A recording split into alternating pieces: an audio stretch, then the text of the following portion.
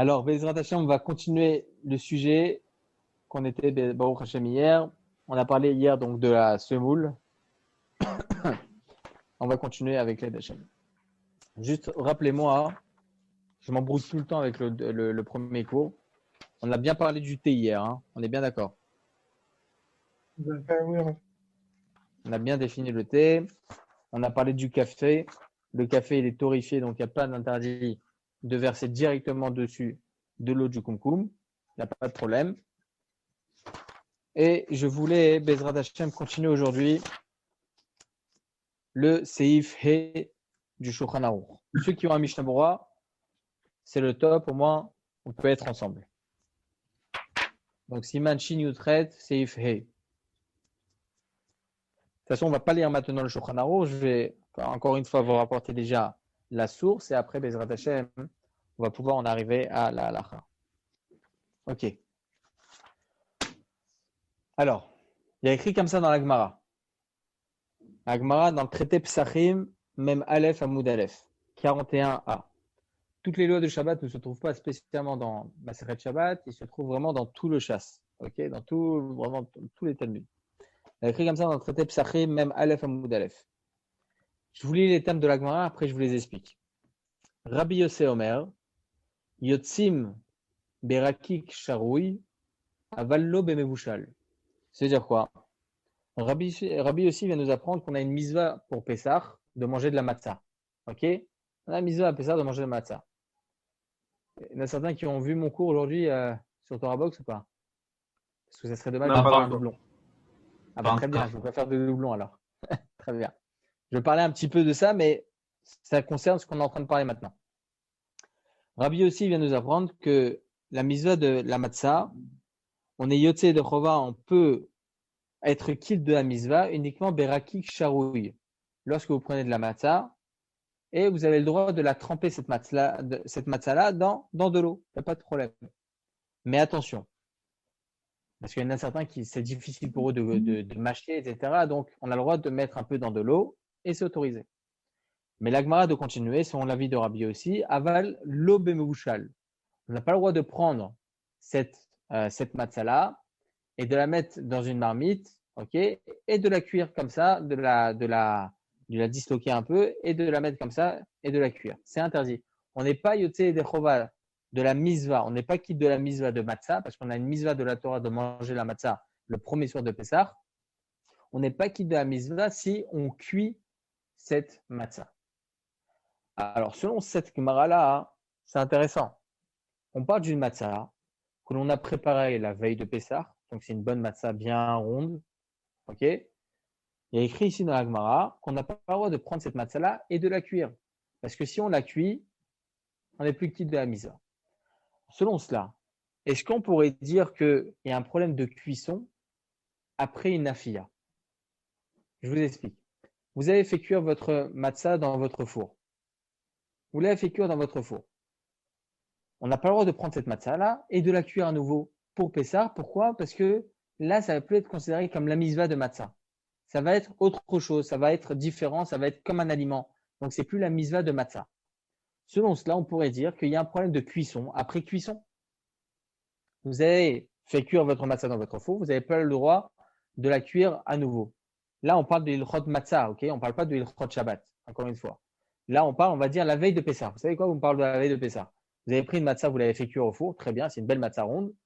Vous n'avez pas le droit, la veille de Pessah, on va continuer sur la veille de Pessah, vous n'avez pas le droit, la veille de Pessah, de la prendre et de la faire cuire, cette matzah-là, sur votre poêle, dans votre marmite et tout ça. Pourquoi?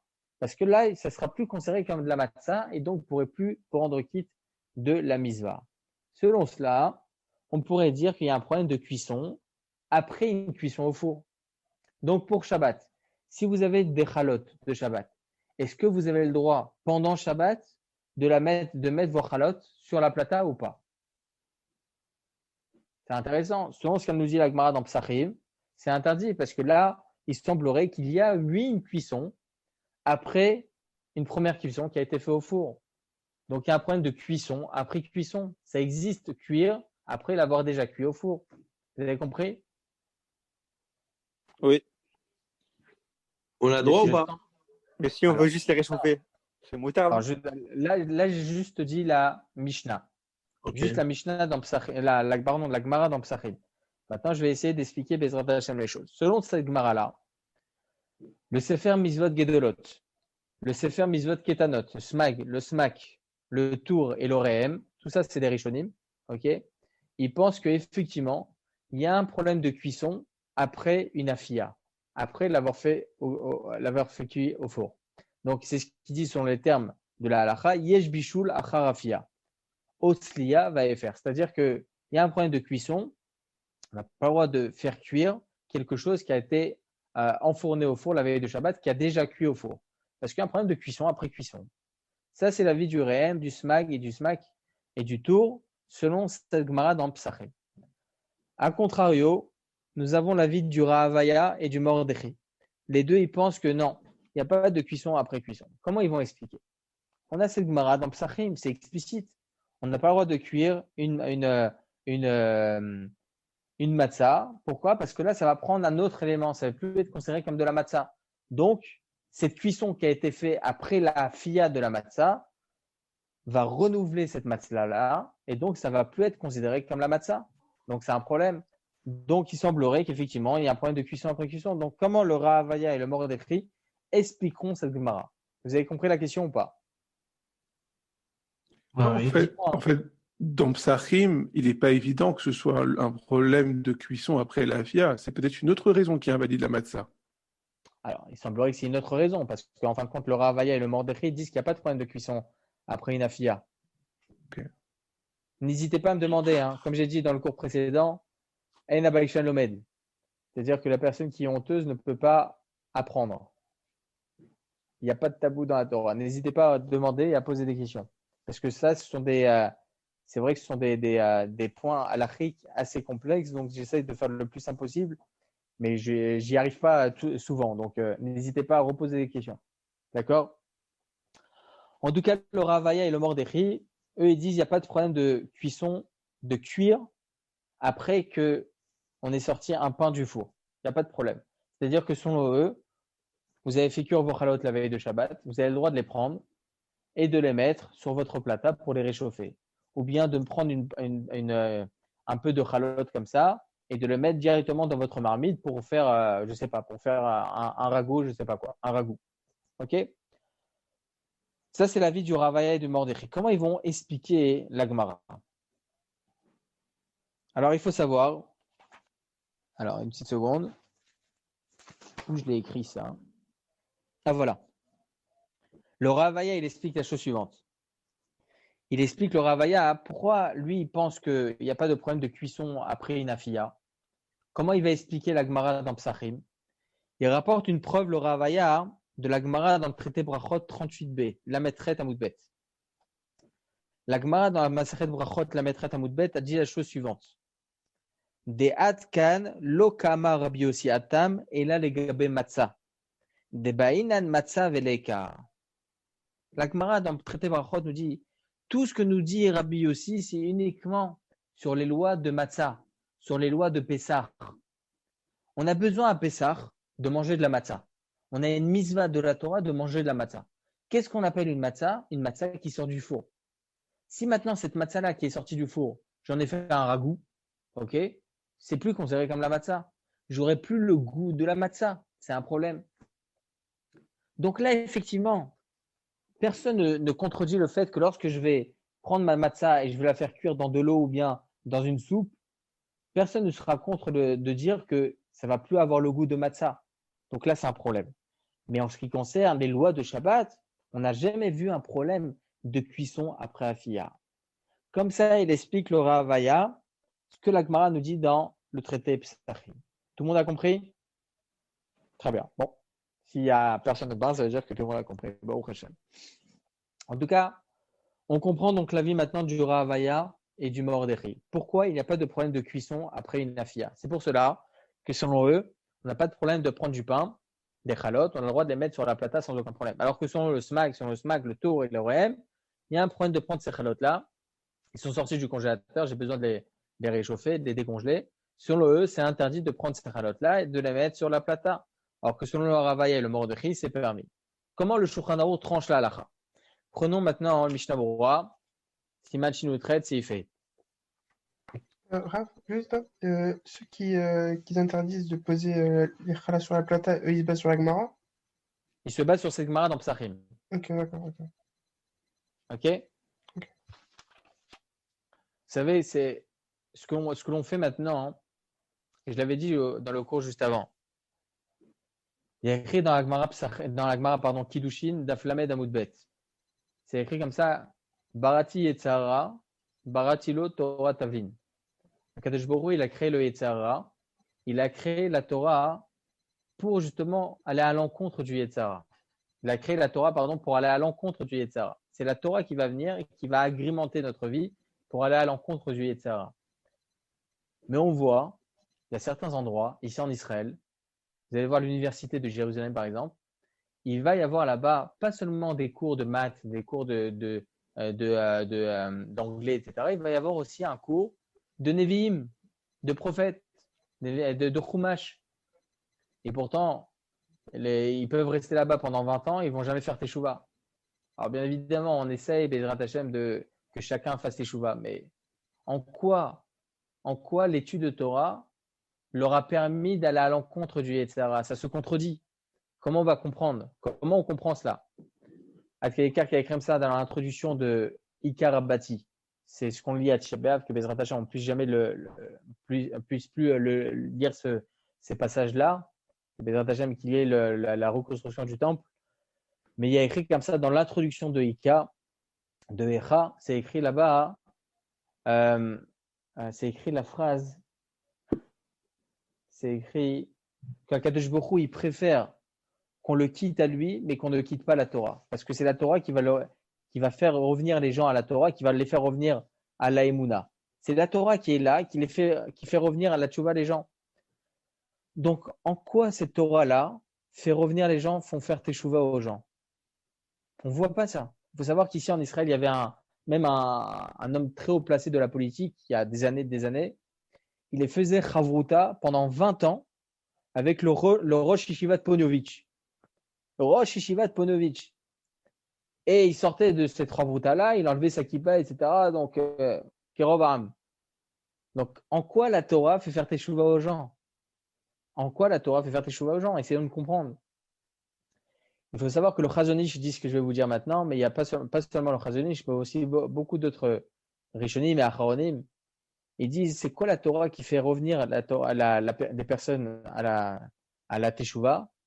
C'est l'étude de la Halacha. Pourquoi l'étude de la Halacha? Parce que lorsqu'il y a une personne qui va vous demander, d'ailleurs on le voit tous les jours, lorsqu'il y a des gens qui vont dire, Rav, c'est permis ou interdit? Lorsque j'entends une question telle, je ne vois pas la question comme elle est. Je vois la hirat shamayim de la personne. La personne, elle craint. Est-ce qu'elle fait quelque chose de bien ou elle fait quelque chose de pas bien? Donc, elle pose des questions. Donc, à partir du moment où elle va avoir une étude de halacha, ça va lui permettre de s'ancrer de la hirat shamayim, de la crainte divine. Et c'est que comme ça qu'il va pouvoir faire teshuvah. Donc, si on mettait à l'université de Jérusalem un cours de halacha, il n'y aurait plus personne à l'université. Ok? Donc, l'étude de la halakha que l'on fait maintenant, c'est très important, mais ce n'est pas seulement, encore une fois, halakha 1, halakha 2, halakha 3. On apprend des sources. C'est ces sources-là qui vont, lorsque vous allez apprendre dans quelques jours, dans quelques semaines, dans quelques années même, votre Shulchan Aruch Siman Shin Utret, vous allez avoir ces références revenir. La différence d'opinion qu'il y a entre ceux qui pensent qu'il y a un problème de cuisson après cuisson, mettre les chalotes sur la plata pendant Shabbat, ça se base sur le traité Psachim. Ça va vous revenir, c'est évident. Donc, d'où l'importance d'étudier aussi les sources de la halakha. En tout cas, le Shulchan Aruch dit comme ça, Siman 318, halakha 5. Il dit comme ça, je vous lis les mots pour ceux qui n'ont pas le Mishnah Berurah face à eux. Yesh Mishe Omer, de davar sheneafa unisla, im bishlo acharkar bemashke, yeshbo mishum bishul. Il y en a certains qui pensent, Yesh Mishe Omer, de davar sheneafa unisla, quelque chose qui a cuit au four, ou bien qui a cuit directement en barbecue. Ok? Im bishlo acharkar bemashke, si je viens et je prends cet aliment-là, je mets dans une marmite avec de l'eau, ok, bien évidemment de l'eau qui était au préalable sur la plata, qui a déjà cuit, ou bien une soupe. J'ai une soupe sur ma plata qui a cuit depuis la veille de Shabbat, que j'ai laissé sur ma plata. Il y en a certains qui pensent que je n'ai pas le droit de prendre ce pain-là et d'en faire des petits morceaux dans ma soupe qui est sur ma plata. Pourquoi? Yeshbo mishum bishul. Parce qu'il y a un problème de cuisson après la cuisson qui a été faite dans le four. Ça s'appelle bishul acharafia. Ve'asur liten pat afilu bikli sheni shayat soledet bo. Et ces mêmes poskim qui pensent que c'est interdit, ils penseront aussi que c'est interdit de prendre le pain et de faire des petits morceaux dans ma soupe qui se trouve dans mon assiette. Pourquoi? Parce que la soupe qui se trouve dans mon assiette, elle a encore une température de 45 degrés à peu près. Et le Shulchan Aruch, il continue, il dit Veyesh matirim. Et il y en a d'autres qui permettent. Donc, il y en a ces autres-là, c'est le Ravaya et c'est le Mordechai, qui eux permettent, ils disent qu'il n'y a pas de problème de Bishul Acharafia. Comme quoi on tranche la halakha. Le Shulchan Aruch rapporte deux avis distincts. Alors tout d'abord, avant de vous dire c'est quoi la halakha, je vais vous rapporter déjà une autre question. Une autre question qui a été posée par le Biur halakha. Le Biur halakha, dans le Seif Tetvav. Pour ceux qui ont le Mishnah Berurah, c'est le top. Mais je ne vais pas lire dans les mots pour ne pas faire trop long pour ceux qui n'ont pas. Le Biur halakha, Seif Tetvav, pose une question.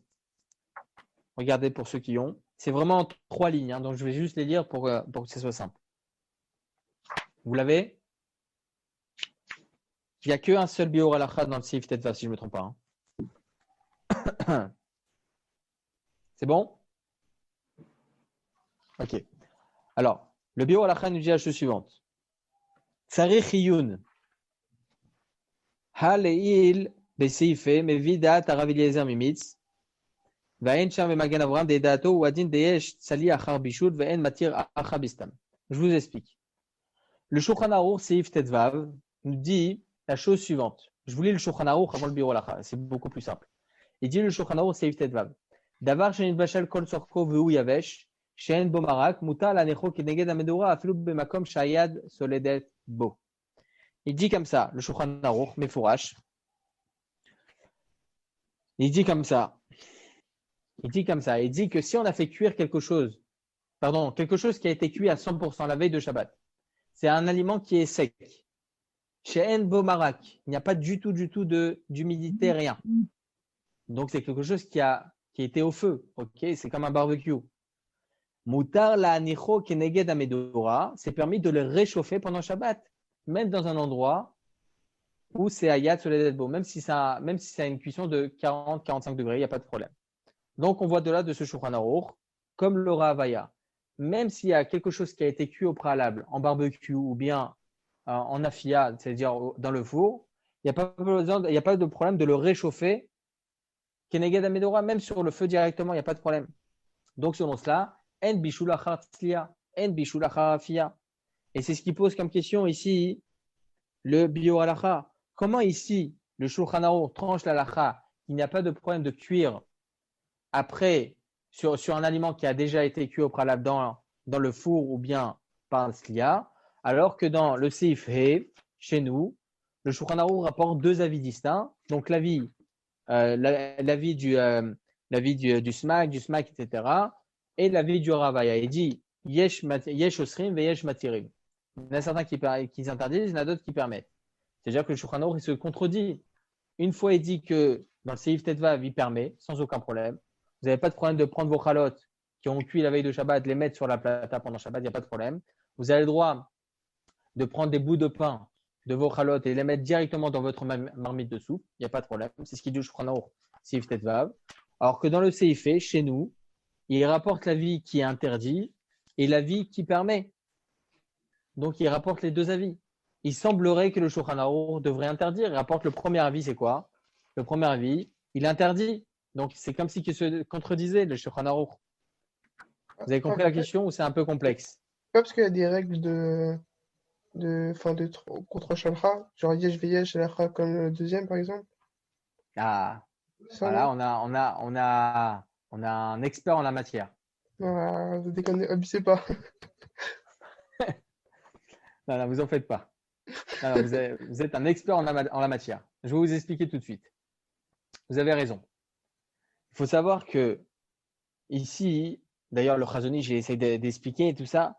Le Rav Ovadia Yosef, dans le livre Léviatren, dans son livre, c'est un livre qu'il a écrit sur toutes les annotations qu'il avait sur le Mishnah Berurah. Et d'ailleurs, c'est très important que je vous explique ça. Il écrit, le Rav Ovadia Yosef, dans l'introduction justement de ce livre-là, Léviatren.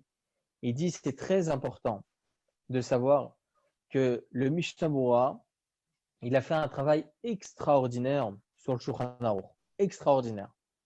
Il le dit tout le temps, d'ailleurs, le Rav Yitzhak Yosef, on n'est pas obligé de témoigner que le soleil brille. Okay, il n'y a pas besoin de dire ce genre de choses parce que c'est évident. Donc le Chafetz Chaim, le travail qu'il a fait, il est extraordinaire. Mais il n'est pas pour les Sfaradim. Il y a beaucoup d'endroits, et d'ailleurs j'ai compté le nombre de fois que le Rav Yosef contredit l'avis du Mishnah Berurah, parce que le Mishnah Berurah va plus selon l'avis Ashkenaz, à peu près 250 fois juste dans les lois de Shabbat. Juste dans les lois de Shabbat. C'est énorme. D'où l'importance, pas seulement d'étudier Mishnah Berurah, d'étudier aussi l'avis des Sfaradim.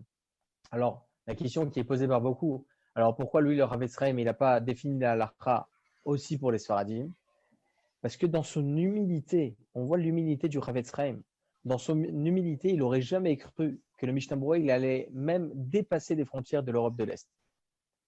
Il n'aurait jamais cru. Et c'est justement cette humilité qui a fait que son livre, il a dépassé les frontières et il est dans le monde entier. Il n'y a pas un endroit dans le monde où ils n'ont pas le Mishnah Berurah. Ok? Mais, Baruch Hashem, on étudie, on apprend et on voit que vraiment, il y a certains commentaires du Mishnah Berurah qui va selon l'avis Ashkenaz. La plupart, d'ailleurs, va selon l'avis Ashkenaz. Mais nous, les Sfaradim, on est obligé de suivre l'avis séfarade. Donc, d'où l'importance d'apprendre aussi la halakha les maaseh pour les Sfaradim. En tout cas, il faut savoir que le Biur halakha ici, il se pose une question. Comment, lui, le Shulchan Aruch, dans ce qu'il fait, il vient et il interdit, alors que dans le Seif Tetvav, il autorise. Lui, le Biur halakha, il pense que lorsque le Shulchan Aruch rapporte deux avis, Yesh Osrim, il y en a certains qui interdisent, Veyesh Matirim, il y en a certains qui permettent, le Biur halakha, il est d'avis que on doit tenir la halakha, le Shulchan Aruch tient la halakha comme le premier avis. Et donc, il devrait venir interdire. Et donc, effectivement, là, il y a une contradiction. D'où ce que dit le Biur halakha, Tzarich Iyun. Comment on va faire? Comment on va comprendre? Mais la réponse est la suivante. Et là, je vais vous donner la réponse du Tzarich Iyun. Il n'y a pas de question. Comme vous avez dit, le Shulchan Aruch dans le Seif rapporte deux avis distincts. Mais selon quel terme? Il rapporte le Shulchan Aruch Yesh Mishe Omer que c'est interdit. Il y en a un qui pense Il dit Yesh Mishe Omer, un. Et pourtant, ce n'est pas le seul, mais c'est intéressant. Il y en a un qui pense que c'est interdit. Mais Yesh Matirim, et il y en a d'autres au pluriel qui autorisent. Lorsque le Shulchan Aruch rapporte deux avis, dont un au singulier et l'autre au pluriel, le Shulchan Aruch est d'avis comme la majorité. Et donc, là, c'est quoi? Yesh Matirim. C'est la majorité. La majorité autorise, on autorise. Et pourtant, c'est intéressant. Selon ce qu'on a vu au préalable, on a vu qu'il y en a plus qui interdisent qui autorisent que ceux qui autorisent. On a vu le SMAG, le SMAC, le Tour, etc. qui interdisent. Alors qu'on n'a que le Ravaya et le Mordechai qui autorisent. Mais encore une fois, d'où les termes employés du Shulchan Aruch, parce que ce n'est pas pour rien que le Shulchan Aruch utilise ces termes-là. Utilise ces termes-là, c'est justement pour nous dire qu'on devra suivre l'avis majoritaire qui autorise. Une autre explication, oui, dites-moi. Pardon, est-ce qu'on parle quand même bien de la même chose dans les deux séifim? Parce que dans le He, il parle de Bishlo, c'est-à-dire qu'il utilise le terme de Bichel, réellement de cuir, alors que dans le Seif Tetvav, il dit, on le met Keneged Abdoura. Donc c'est Bichoul. Est-ce que c'est Bichoul? C'est là la question. Est-ce que vraiment, le fait que je n'utilise pas les deux mêmes termes, c'est une signification ou pour... Non, Keneged Amedora, c'est quoi? Pour expliquer à tout le monde, Keneged Amedora, c'est face au feu. Donc ça a l'air d'être une tlia, comme un barbecue, un style de barbecue. Donc là, on a quelque chose qui a cuit au préalable, quelque chose de cuit, ok, quelque chose de yavesh, sec, ok. Donc on l'a cuit, donc il y a eu un bichoul. Maintenant, est-ce qu'on a le droit de le mettre face au feu? Donc un style de tlia. Est-ce qu'il y a tlia à bichoul ou bichoul à tlia? En tout cas, il y a deux façons de cuisiner différemment. Le Seif Tetvav, il parle d'une cuisson qui a été faite normale, ok, donc un bichoul. Et maintenant, on veut le faire réchauffer face à un feu. Donc, ça a l'air d'être stlia. Du moins, c'est ce qui nous explique le biur halacha. Ok, c'est ce qu'il dit le biur halacha ici. C'est un bichoul face à une stlia. Donc, pourquoi ici il autorise dans le Seif Tetvav alors que dans le Seif il interdit? En tout cas, ici, le biur halacha, il est d'avis que lorsque le Shulchan Aruch rapporte deux avis distincts, on suit le premier avis. Alors que selon le halacha pour les Sfaradim, c'est pas comme ça. Lorsque le Shulchan Aruch rapporte deux avis distincts, sous les termes yesh, mishematir, il y en a certains qui autorisent, yesh, yesh, mishéoser, yesh, mishematir. Lorsqu'on a deux avis selon ces termes-là, l'avis du Shulchan Aruch suit l'avis, le dernier avis. Yesh matirim. Yesh veyesh alacha keyesh batra. Ça, c'est la deuxième réponse. Lorsqu'on a deux avis selon le même terme, yesh, oser, veyesh, matir, il y en a certains qui interdisent, il y en a d'autres qui permettent, ou bien le contraire, le méchané, on suivra le second yesh. Le second yesh. Et ici, c'est yesh matirim. Ok, donc on comprend maintenant que la halacha, elle n'est pas comme le biur halacha. La halacha, elle est pour les Sfaradim, qu'on autorise sans aucun problème. Et donc là, il n'y a plus de contradiction dans le Shulchan Aruch. Dans le CIF, il autorise, et dans le CIF Tetvav, il autorise aussi. Je sais que c'est très technique, hein, mais j'essaie d'être le plus facile possible. Je ne pense pas réussir tout le temps, donc n'hésitez pas si vous avez des questions. Je répète sans aucun problème. Juste si les deux sont pluriels. Quand il y a marqué yesh osrim, veyesh matirim. Est-ce Dans qu'on tous va quand les même cas, on suivra le interpréter- second. Ok, c'est ça, ok, d'accord, ok, c'était juste pour être sûr, ok. Yesh veyesh alacha keyesh batra. C'est le dernier Ok. yesh, dans tous les cas. Ok. En tout cas, vous pouvez retrouver ça dans le livre Aïn Yitzhak, volume 3. C'est rapporté là-bas plusieurs explications sur ce genre de généralité. C'est très compliqué, hein. Mais voilà, ça c'est une étude du Mishnah Berurah. Voilà, maintenant on a fait une étude réelle du Shulchan Aruch. Comment on étudie un Shulchan Aruch? Seif Tetvav, Seif contradiction, pas contradiction. On a dit qu'en fin de compte, c'est pas une contradiction. Juste par rapport, on a parlé de la matzah. Je n'allais pas sortir sans ça. Un peu sur Ilchot Brachot. On va dévier un petit peu, mais c'est aussi intéressant. Il faut savoir que la matzah, c'est quelque chose de croustillant, n'est-ce pas? C'est quelque chose de croustillant. Donc, il y a écrit comme ça dans la halacha que, quand même, sur la matzah à Pessah, on fait la bracha de Hamotzi Lechem Haaretz. Pourquoi? Parce que c'est le seul pain que l'on a. Étant donné que c'est le seul pain que l'on a, alors on fera dessus Hamotzi Lechem Haaretz. Très bien. Mais ça jusqu'à quand? Jusqu'à le lendemain de Pessah. Le soir, la fin de Pessah, on fait encore Hamotzi Lechem Haaretz parce que la plupart des gens, ils n'ont pas encore de pain. Mais le lendemain, à partir du lendemain matin, on fait dessus Boré Minezonot. Pour quelle raison? Vous avez dit qu'il y avait... Voilà, après ça repasse sur Mezonot exactement. D'ailleurs, bienvenue Monsieur Michael Dahan. Je ne vous ai pas dit bienvenue. Nouveau participant. Voilà. En tout cas, on avait dit, je vous avais rapporté la dernière fois, je pense vous l'avoir rapporté à vous, une divergence d'opinion entre le Ravaï Gaon, Rabbeinu Hananel et le Rambam. Je vous en ai parlé de ça hier? Très bien. Vous avez dit que selon le Ravaï Gaon, une pâte qui devient mésonote, c'est une pâte qui est croustillante. Selon le Rabbeinu Hananel, une pâte qui devient mésonote, c'est une pâte qui est fourrée. Alors que selon le Rambam dans Ilchot Brachot, une pâte qui devient mésonote, c'est une pâte qui est sucrée et que l'on ressent le goût.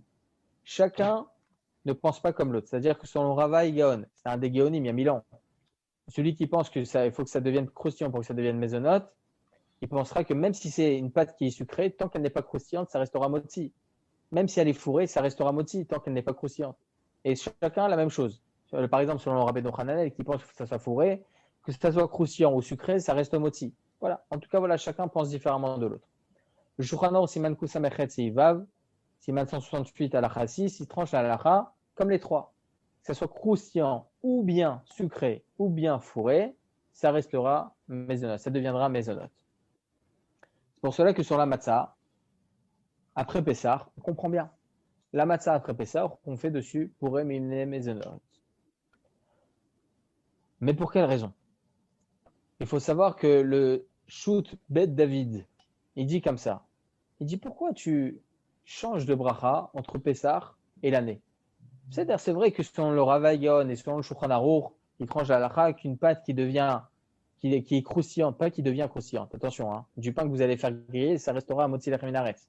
Mais du pain qui est croustillant au préalable, ok, que vous avez fait au four qui est croustillant, ça devient maisonnette. C'est vrai. Le Rav Eigon, il pense comme ça, et comme ça, il tranche le Shulchan Aruch. Mais là, c'est différent. Quand est-ce que le Rav Eigon, il est d'avis qu'une pâte croustillante, c'est une pâte qui devient maisonnette? Uniquement lorsque vous allez faire sécher votre pâte. Votre pâte, vous allez faire des bégalés ou bien des trucs comme ça, ça va devenir croustillant, très bien. Mais lorsque votre pâte elle devient croustillante juste par le fait que la pâte elle est très très très fine, très très très fine, et donc automatiquement lorsque vous allez mettre au four, ça va sécher. C'est pas que vous allez laisser sécher, non, c'est par le fait que c'est une pâte qui est très fine. Alors là, ça va devenir croustillant. Là, on ne pourra pas dire que ça rentre dans les paramétrages du Rav Eigaon. Le Rav Eigaon, lui, il est d'avis que ça devient croustillant par le fait que vous allez laisser sécher longtemps au four. Donc là, ça va devenir croustillant. Mais la matzah, il n'y a pas plus rapide que ça. Vous allez faire en moins de 18 minutes, vous allez devoir tout faire. Le pétrissage, ça. Vous allez mettre au four. Vous allez laisser au four combien de temps? 5 minutes maximum. 5 minutes maximum. Donc, ce n'est pas le temps de cuisson qui va faire devenir la pâte mozzi, la pâte croustillante, non. C'est le fait qu'elle est très très fine. C'est à cause de ça qu'elle est croustillante. Donc, en quoi c'est similaire à la vie du Rav Eigaon? Comme ça, il pose comme question le Shoot Bet David. Le Chida, il rapporte cet avis. Il dit, il a raison. Il a raison. Ça ne devrait pas devenir maisonnote. Ça devrait rester à motzi lechem minaretz. Ça ne rentre pas dans les paramétrages du Rav Eigaon. C'est comme ça qu'il explique le Chida et le Shoot Bet David. Mais il finit le Chida en disant que, étant donné que la coutume séfarade est de faire dessus maisonnote, on pourra faire maisonnote. Alors, il faut savoir qu'il y a 10 acharonim qui pensent comme ça. Ils disent que vraiment, on pourra faire maisonnote. Mais il est vrai qu'il y en a certains qui pensent, comme le Shoot Bet David, que ça serait motzi. Donc, pour ne pas rentrer dans une divergence d'opinion, c'est bien de manger la matzah, c'est bien de la manger dans un repas. Lorsque vous êtes pendant un repas à base de pain, au moins mangez votre matzah là-bas et là, vous n'avez plus de problème. Il y en a certains qui pensent maisonnote, motzi, là, vous n'avez plus de problème, vous ne faites plus de bracha. Voilà, c'était important que je rajoute aussi Ilchot Brachot, comme je vous avais dit tout le temps que c'est très très très important d'étudier les lois de Brachot, parce qu'on est toujours confronté à ce genre de choses. Vous avez une question par rapport à ça déjà? Moi, c'est pas spécialement par rapport à ça, mais c'est par rapport au fait de dans quel moment en fait il tranche en fonction de plusieurs avis, comme par exemple ici on a dit qu'il y a 3 Haronim qui disent à cause de tel un parce qu'ils disent parce qu'il faut que ce soit croquant, d'autres disent que ce soit fourré, etc. Et des fois, bah, on dit juste qu'on tranche d'après un seul avis. Genre dans quel cas on peut savoir que il va trancher en fonction des 3 Rav. Je sais Le pas si- Shulchan Aruch, il est explicite. Le Shulchan Aruch, il est explicite, il rapporte les 3 avis. Ah, Vous posez la question comment Rabbi Yosef Karo tranche comme les 3 spécialement? ouais, pourquoi spécialement dans ce Pourquoi cas il se on va base? trancher comme les 3, alors que dans un autre cas on va trancher que comme un seul, par exemple. Je vais vous expliquer, c'est tout simple. Il y a écrit comme ça dans les lois de Brachot, on a une généralité. Ça fait que Brachot laquelle? En cas de doute sur une bracha, on est beaucoup plus souple. Alors, je vous pose la question. Birkat Hamazon, il y a combien de brachot? 4, je crois.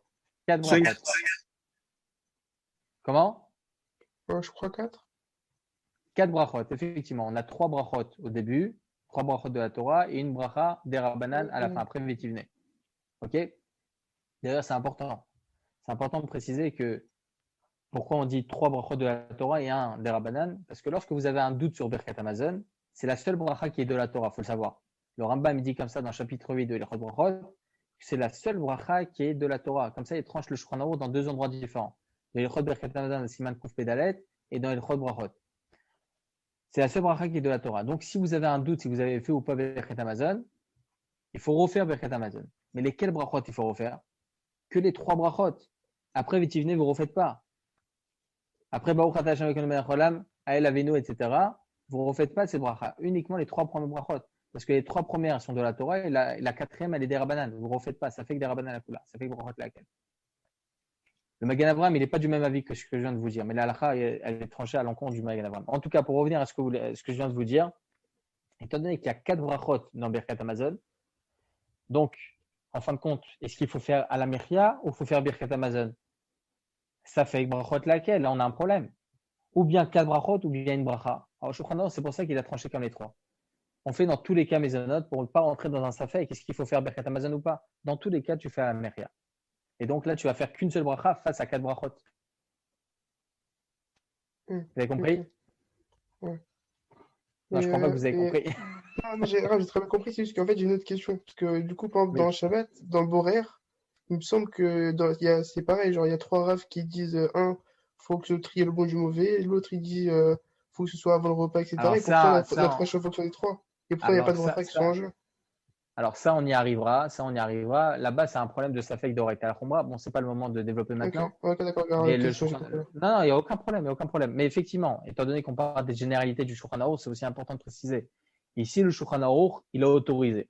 Ok, yesh veyesh, alakha keyesh batra, etc. Il est autorisé. Parce que lui, il pense, il est du même avis que le Rav Avaya, etc., qu'il n'y a pas de problème de cuisson après cuisson. Dans tous les cas, Ok. comme ça, il tranche la halakha. Ok, je sais que c'est un peu technique tout ce que je vous ai dit maintenant, mais c'est important de connaître ce genre de choses parce que c'est vrai que une fois, deux fois, ça va être difficile à l'apprendre. Mais je vous dis la vérité. Je vous dis la vérité. Moi aussi, au tout début, c'était très difficile.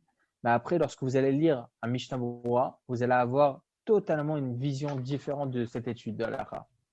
Lorsque vous allez comprendre comment on tranche la halakha de cette façon ou de cette façon, vous allez vraiment avoir une autre étude et c'est vraiment très, très intéressant.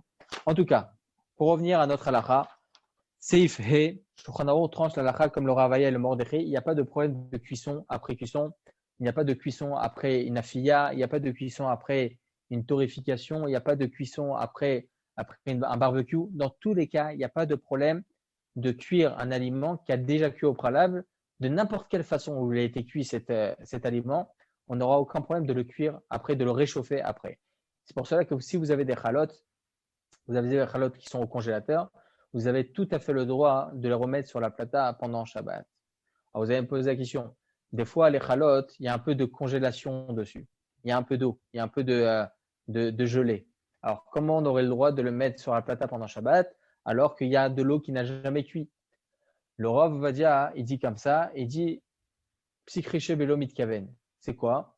Moi, j'ai pas l'intention, moi, de faire cuire ces gouttelettes d'eau. Il m'intéresse pas ces gouttelettes. OK? Et là, ça ne va pas cuire automatiquement, ça va cuire dans quelques instants. Donc, il dit, ça s'appelle Psychriché Belomit Kaven et tout ça. Donc, il dit qu'il n'y a aucun problème. Vous savez qu'il n'y a aucun problème de mettre ces chalotes-là sur la plata. Vous avez des questions? Non, ça va. Bah, tout va bien alors. Baruch Hashem. Très, très bien. On va continuer sur le même sujet. Oui, j'ai vu qu'il y a une question qui est passée. Attendez, je lis.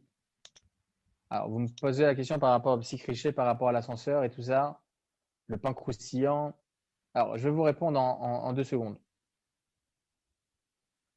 Je vais vous répondre en 2 secondes pour ne pas sortir trop du sujet. Lorsque vous reposez la question par rapport au ilchot brachot, lorsque vous faites du pain au four et que votre pain il sort normal, de la baguette ou bien ça sort vos chalotes, même si après vous faites des tranches de pain et vous les faites griller, ça restera dans tous les cas maisonnote. Ça restera dans tous les cas motzi, pardon. Parce qu'on voit selon l'état initial. Comment il était initialement. Comment il était initialement, ça restera cette même bracha-là. Ok? C'est pour ça que même les chalotes, si après vous voulez faire du pain grillé, ça restera dans tous les cas à motzi lechem min haaretz. Par rapport à votre deuxième question, je viens de parler de psychriché. Psychriché, c'est quoi? On l'a déjà dit dans nos cours. Psychriché, c'est lorsque l'action que vous faites maintenant, il n'est pas interdit dans l'absolu, mais ça va en résoudre un interdit. Comme on a dit maintenant, vous mettez votre halat sur votre plata, il y a des petites congélations dessus, il y a des petites gouttelettes de gelée. Vous ne faites pas une action interdite maintenant. C'est que ça va résoudre un interdit étant donné que ça va cuire un peu votre eau. Alors vous me posez la question par rapport à l'ascenseur de Shabbat. L'ascenseur de Shabbat, lorsque vous rentrez à l'intérieur, il faut savoir que c'est pas un psychriché, c'est un psychriché. Vous rentrez dans l'ascenseur et ça va créer une étincelle. Le fait de rentrer dans un ascenseur, ce n'est pas un interdit dans l'absolu. Ça va en résoudre un interdit, le fait qu'il y aura une étincelle qui va se créer. C'est ce qu'on appelle le psychriché de l'Enechale Beisur Derabanan. Ça, on l'avait déjà expliqué, c'est pour ça que je ne voulais pas trop rentrer là-dedans. En tout cas, une étincelle elle-même, étant donné qu'elle s'évapore, c'est un interdit Derabanan. Et on n'est pas intéressé par cet interdit. Ça s'appelle Psychichi de l'Unechale Bissur d'Herbanan. C'est pour ça qu'on permet de rentrer dans un ascenseur de Shabbat pendant Shabbat. Tov. Pour revenir à notre sujet. Il dit comme ça le Shulchan Aruch, pour reprendre le Sifré, qu'il n'y a pas de problème donc de cuire après une première cuisson. Même si ça a cuit au four, n'importe, il n'y a aucun problème.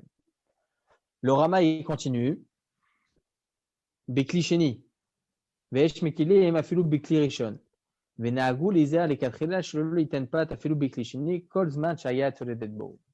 Le Rama, il vient nous apprendre que si maintenant j'ai fait une soupe pendant Shabbat, j'ai ma soupe qui a été faite la veille de Shabbat, qui a été chauffée, etc. Et que je mets maintenant dans mon assiette, j'ai envie de mettre des croutons de pain à l'intérieur. Est-ce que c'est permis ou pas? Il faut savoir que les croutons de pain, ils sont cuits au four, ils sont même cuits sur le feu. Okay, ils sont même un peu huilés comme ça. Il faut savoir que donc ça a déjà cuit au préalable, c'est des croutons de pain. Selon le Rama, selon les Ashkenazim, on n'a pas le droit de les mettre dans notre soupe pendant Shabbat. Tant que la soupe elle a une température de Yad Soledet Bo. Elle a une température de 45 degrés à peu près. Pour les Sfaradim, il n'y a aucun problème. Parce que comme on a dit maintenant, En bishul achar afia, en afia achar bishul, en bishul achar etzlia, etc. Donc, il n'y a aucun problème. Vous avez le droit de mettre vos croutons de pain ou bien même votre pain dans votre soupe, même si c'est brûlant. Ok, c'est bon? Même les petits carrés jaunes qui sont en Israël, les petits carrés là. Oui, c'est des croutons de pain. Ouais, parce qu'il y a plusieurs sortes. Ouais, c'est des croutons de pain. Ok. Il y a même quelqu'un qui m'a posé une question cette semaine. Alors, pourquoi les Ashkenazim, vous posez la question, pourquoi les Ashkenazim pensent que les croutons vont cuire? Parce que selon eux, à partir du moment où c'est Yad Soledet Bo, c'est une température ambiante de plus de 45 degrés à peu près, c'est possible que même si c'est Klisheni, ça on avait déjà expliqué, Klisheni, c'est pas Mevachel, ça ne cuit pas, et ils pensent eux que si ça a une température assez importante, lui, le Klisheni, il peut en arriver à une cuisson. Pour nous, les Sfaradim, on ne pense pas comme ça. On dit que Klisheni, le Mevachel, ça ne cuit pas, il n'y a aucun problème. Mais pour les Ashkenazim, ils sont plus recherches, ils sont plus craintes de cela. Donc, eux, ils sont plus marmer. Il y a quelqu'un qui m'a posé une question cette semaine. C'est très intéressant parce qu'on parlait du pain grillé maintenant. Il y a ici en Israël des sachets. Ils vont vendre des sachets à Osherad et tout ça, des sachets à l'intérieur où il y a des pitotes séchées. Des pitotes séchées vraiment qui sont salées, poêlées, etc. Pita chips. Pita chips. Ah là, ouais. J'ai des connaisseurs. Hein. Franchement, là, je suis à la ramasse. Top. En tout cas, il y a des pitos au jour d'aujourd'hui qui vendent comme ça dans des sachets. Alors, il y en a qui vont vous dire non, c'est à Motzilech Minaretz. Pourquoi? Parce que ce sont des pitotes qui ont été pris des boulangers, des pitotes qui ont été faits au préalable pour faire des pitotes, donc c'est Motzi. Et après, étant donné que c'est des invendus, donc ils les ont fait sécher, ils ont vendu comme ça, ils ont commercialisé. Il faut savoir que selon la halakha, ça ne se passe pas comme ça. Ce sont pas des. Il faut voir la réalité des choses. Ce ne sont pas des pitotes qui ont été pris des boulangeries. Non, ce sont des pitotes qui ont été faits au préalable pour les sécher. Donc, la bracha de ce genre de pitotes, pita chips, etc., comme vous dites, c'est mezonot. Ok, bon, c'était pour ouvrir la parenthèse et la fermer très rapidement. Ok? Très bien. Donc, on arrive à une halakha très intéressante. Lorsque vous allez avoir des biscuits, vous allez vouloir tremper vos biscuits dans votre thé pendant Shabbat ou dans votre café. Votre café, il est brûlant. Pour les Ashkenazim, c'est un problème.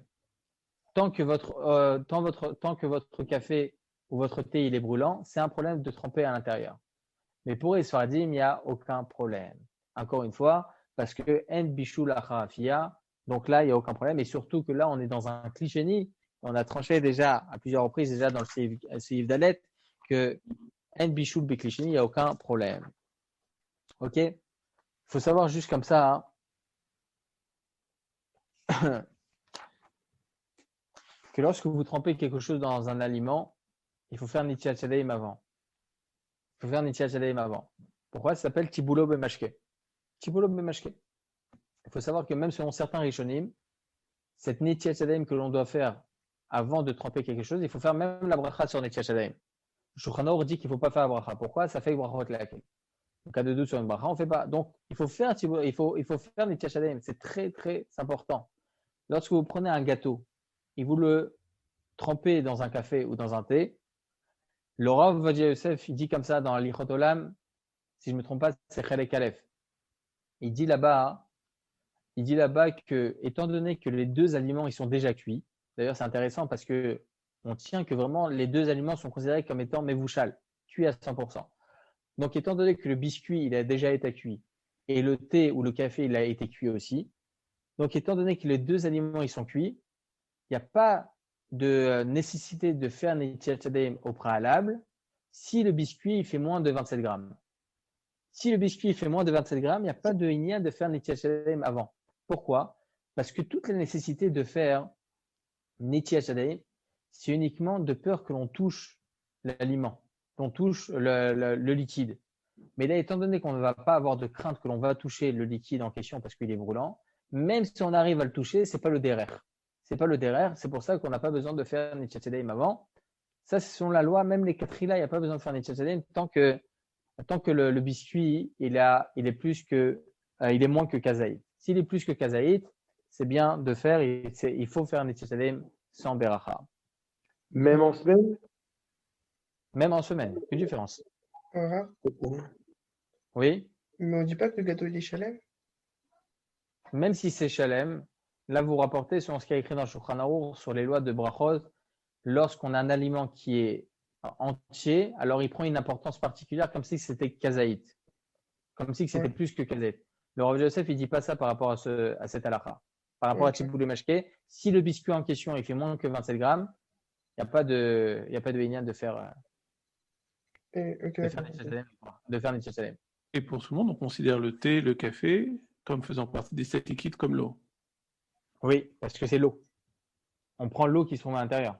Mais dans ce cas-là, toutes les boissons contiennent de l'eau. Non, pas tout. Ah, le miel, tout ça, c'est du liquide, non, le miel? C'est considéré comme un liquide. C'est Yad Shachadam. Yad Shachadam, ce sont les 7 liquides qui sont rapportés dans le Shulchan Aruch. Les 7 liquides, le sang, le miel, l'eau, la rosée, oui. Comment? L'huile. L'huile. Quand on parle d'huile, c'est de l'huile d'olive, hein, pas de l'huile normale. L'huile, le lait aussi. Le lait. D'ailleurs, par rapport à l'huile, c'est très intéressant. Il y a quelqu'un qui m'a posé la question. Est-ce que lorsqu'on mange des beignets, c'est incroyable hein, quand même, hein, on a fait 2 semaines de cours que sur les routes de beignets. C'est incroyable. Il y a plus que sur les néros de Hanouka. C'est incroyable. Il y a quelqu'un qui m'a posé la question. Est-ce que lorsqu'on prend un beignet dans les mains, on doit faire Netilat Yadayim par rapport à Tiboulot Bemashke parce qu'on le fait cuire avec de l'huile? Intéressant quand même, hein? Et je lui ai dit que non. Lorsqu'on parle de l'huile, c'est de l'huile d'olive. Lorsqu'on parle des 7 liquides, c'est de l'huile d'olive, c'est pas de l'huile normale. Celui qui fait le beignet avec de l'huile d'olive, Hachem Yerachem. C'est dégueulasse. Aussi que par rapport au miel, il me semble que c'est que du miel d'abeille aussi. Le miel, effectivement, c'est que le miel d'abeille, effectivement. Et maintenant, quand je vais laver mes fruits, je fais la chia sur bracha? S'ils sont encore mouillés, oui. Oui. Si vous les séchez, non. Alors, vaut mieux les sécher, au moins vous êtes tranquille. Ok. Ok. Une petite question. Oui. Moi, le matin, dès que je me lève, une fois que je me suis préparé avant d'aller au travail, j'ai fait les brachot du matin et après, je bois mon café avec 2-3 biscuits. Il faut que je repasse quand même les tilapes ou pas? Alors déjà, si je puis me permettre, on n'a pas le droit de manger avant la tefila. Je sais, mais comme je me lève très tôt et… Ah, pardon. Bah, j'aurais dû faire Kalzerhout. Mince. Voilà. Donc là, vous êtes avant à l'Otachacha. Je suis désolé. Voilà, quand je me lève, il est déjà 5 heures du matin, donc… J'ai compris. Donc avant à l'Otachacha. Alors si vous faites Netilat Yadayim, si vous avez fait Netilat Yadayim juste avant de boire votre café, Oui. ok, il n'y a pas besoin de refaire Tiboulot Bemashke. Ok. Parce que vous êtes déjà purifié les mains. D'accord. Cette nafkamina, elle est aussi par rapport à une personne qui fait Maïm Acharonim avant de faire Birkat Amazon. Et après Birkat Amazon, il va pour tremper un gâteau dans un café ou n'importe. Il y a plus que Kazaït. Il n'y a pas besoin non plus de faire Netilat Yadayim de Tiboulot Bemashke, étant donné qu'il s'est déjà purifié les mains. Très bien, merci. Bon, on a un peu dérouté aujourd'hui sur Ilchot Brachot, mais c'est pas grave. Tant que c'est de la halakha. En tout cas, voilà, messieurs. Si vous avez des questions, dites-moi. Comme ça, on finit le cours. Même si c'est Par rapport à ce que vous venez de dire, Ouais. ouais. Par rapport à ce que vous venez de dire, que si on a déjà fait Netilat pour autre chose, on n'a pas besoin de refaire si on prend quelque chose avec trempé du liquide. Même si le premier Netilat, il n'était pas avec Havana. On n'avait pas la Kavana de faire, Vous êtes purifié déjà les mains. D'ailleurs, c'est très important que je le dise ça. Il y en a plein qui essayent d'être marmir. Hein. Ils sont marmirim et Chazak ou Baruch, mais ils font des tiachadaim du matin avant d'aller aux toilettes.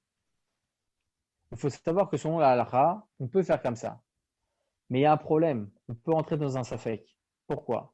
Parce que si vous faites Nitiya Sadaim du matin, ok? Après, vous rentrez aux toilettes. Attendez que je m'embrouille pas. Là, vous dites c'est quelqu'un qui veut faire la bracha avant d'aller aux toilettes. ouais, il y a un problème sur la bracha. C'est-à-dire, C'est-à-dire que le safek dont on voulait parler, j'imagine, c'est s'il veut faire des Netilat Yadayim du matin en faisant la bracha. Alors qu'en fait, ce qu'il faudrait faire, c'est qu'il faudrait qu'il se lave les mains en faisant Netilat, sans bracha, il aille aux toilettes, il ressort et là, il fait Netilat avec la bracha. Oui, non, c'est un comme ça. problème, ça aussi. Le premier tilat sans la bracha. En fait, il faut le faire 2 fois quand on sort. Il faut savoir que c'est pas comme ça. Le Rav Yosef, il dit la chose suivante. Et d'ailleurs, lui-même, il faisait comme ça. Il n'y a pas de problème de toucher ses vêtements et tout ça sans faire Netilat parce qu'ils peuvent pas devenir tamés, les vêtements. Ok? Donc, il faut savoir que le Rav Yosef, il faisait comme ça. Il n'a jamais mis un ustensile avec un cli en bas de son lit, le Rav Ovadia. Il n'a jamais fait comme ça. Il est toujours parti aux toilettes pour ne pas transgresser l'interdit de Balt et Shaketsu, okay, ne pas se souiller son corps, etc. Mais aussi pour autre chose. Et il dit c'est bien mieux de faire Netilat Yadayim lorsqu'on est complètement libéré, lorsqu'on est tranquille. Okay?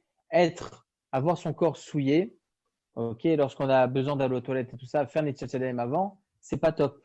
Comme ça, en tout cas, il dit au Rav Ovadia. Ils disent pour ça, lui, il allait aux toilettes. Et lorsqu'il sortait des toilettes, il s'habillait. Et après s'être habillé, il faisait Netilat Yadayim du matin avec Asher Yatzar. Comme ça, il faisait. Et ça, c'est ce qu'il raconte ses enfants. C'est comme ça qu'il faisait. Il mettait jamais un keli en dessous son lit, etc. Non, il faisait jamais comme ça. Donc, même avant, il ne le faisait pas sans bracha. Non. Thomas, ça permet comme ça de faire une seule Là, fois il y a un Netilat problème. Yadayim.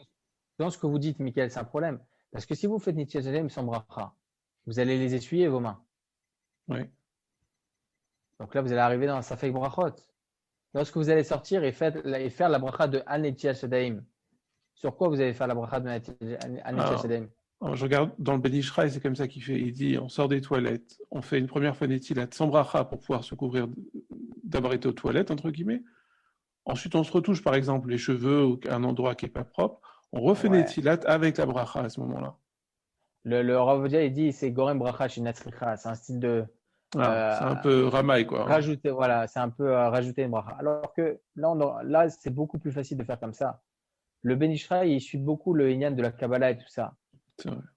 Le truc, c'est que il peut y avoir des Safek Brachot dans ce genre de choses. Lui, le Ben Ishraï, il est d'avis qu'on ne dit pas Safek Brachot contre le Harizal. Alors que selon le Rav Ovadia, si, on dit Safek Brachot même contre le Harizal et tout. Donc, en général, on ne suit pas la Kabbalah. Donc, étant donné qu'on ne suit pas dans toute chose la Kabbalah, donc on doit suivre automatiquement le sens simple de la halakha. Le sens simple de la halakha, il peut nous dire qu'on peut arriver à une bracha shinatzricha. Donc, pour ne pas rentrer dans ce genre de choses délicates, il dit comme ça le Rav Ovadia, et comme ça il faisait lui-même.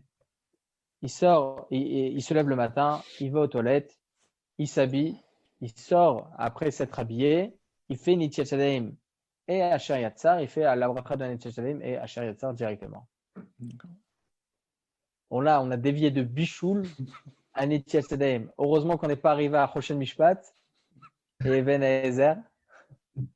En tout cas, Baruch Hashem, la Torah, les vases, c'est extraordinaire. En tout cas, messieurs, je vous souhaite Shabbat Shalom, Chanukah Sameach pour le jour qui reste. Et on se revoit avec l'aide d'Hachem dimanche soir, pas samedi soir, dimanche soir. Et pour un nouveau cours, qu'on puisse, Bezrat Hachem, continuer. J'aurai le temps d'un peu plus préparer parce que toute la semaine, c'est Baruch Hachem assez hard. Et là, on a le Shabbat pour préparer, c'est magnifique. Exact. Voilà. En tout cas, Shabbat Shalom. Shabbat Shalom. Shalom. Shabbat Shalom. Et Baruch Et, Haba au nouveau aussi. et ouais, exactement. Baruch Haba au nouveau. Merci. Allez, Que je Dieu vous bénisse. Amen. Jacques, Moi aussi. amen.